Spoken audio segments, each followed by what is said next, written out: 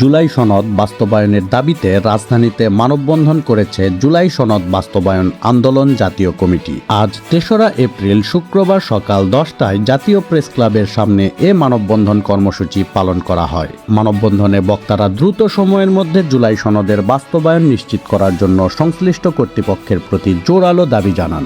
গণভোটের মাধ্যমে জনগণ যে রায় দিয়েছে সেই রায় অবশ্যই কোন রকম টাকা ছাড়া দাড়ি কমার সহ বাস্তবায়ন করতে হবে। জনগণের সেই একটা ব্যালটের উপর তাদেরকে ক্ষমতায় নিয়েছে, আর একটা ব্যালট দিয়ে তাদেরকে গণভোটের রায়ের সেটা বাস্তবায়ন করার জন্য অধিকার দিয়েছে। তার মধ্যে তিনটি বিষয় ছিল: বিচার, সংস্কার এবং নির্বাচন। তিনটির কোনোটাই উপদেষ্টা সরকার পরিপূর্ণভাবে বা আংশিকভাবে পালন করতে পারেনি, তারা পুরোপুরি ব্যর্থ হয়েছে। এ সময় বক্তব্য রাখেন আইয়ুব কুমার, সোহরাম হোসেন এবং জুলাই যোদ্ধা মনিরুজ্জামান সহ আরও অনেকে। মানববন্ধন শেষে অংশগ্রহণকারীরা তাদের দাবি আদায়ে ভবিষ্যতেও কর্মসূচি চালিয়ে যাওয়ার ঘোষণা দেন।